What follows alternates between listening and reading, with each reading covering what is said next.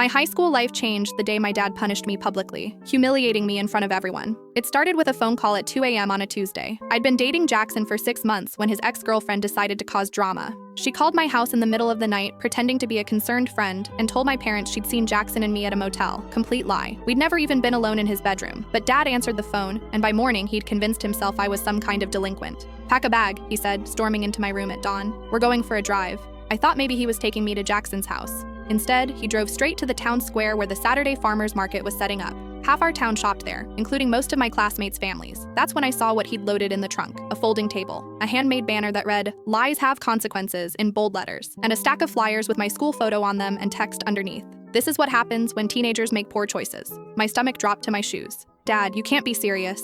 "Dead serious. You embarrassed our family with your behavior. Now you get to explain yourself to the community." He set up the table between the honey stand and the flower vendor. Then he pointed to the chair behind it. "Sit down. When people ask what you did, you tell them the truth about sneaking around with boys." "But I didn't do what she said I did." "The phone call says otherwise. Your reputation is already ruined anyway." For 3 hours, I sat at that humiliation station while Dad handed out flyers. Mrs. Henderson from church stopped by to ask what happened. The mother of my lab partner wanted details. The worst part was when my friends showed up. Chloe and Morgan spotted me from across the square. I watched their faces change from confusion to horror as they read the banner. Morgan pulled out her phone. Within seconds, I knew photos were being sent to everyone we knew. By the time Jackson arrived with his mom, a small crowd had gathered. Some people were taking pictures. Others were having hushed conversations while staring at me. Jackson looked mortified. "Is this really necessary?" his mother asked Dad, her voice sharp with disapproval. "Accountability is always necessary," Dad replied, handing her a flyer. Jackson tried to explain that we'd never done anything inappropriate, but Dad cut him off. The breaking point came when my English teacher, Ms. Taylor, walked by with her family.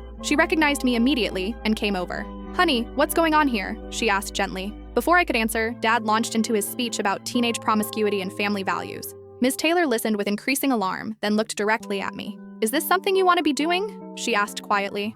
I shook my head, tears finally spilling over. That's when she turned to Dad. "Sir, this isn't helping anyone.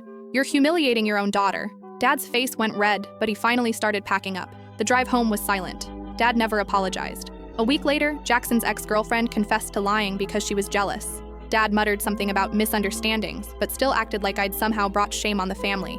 I stopped telling him about my life, my friends, my plans. He'd try to make conversation at dinner, but I'd give one-word answers. I finished high school keeping my head down. The farmers market incident became town gossip that eventually faded, but I never forgot the feeling of sitting at that table while my own father handed out flyers about my supposed moral failures. Some damage just can't be undone.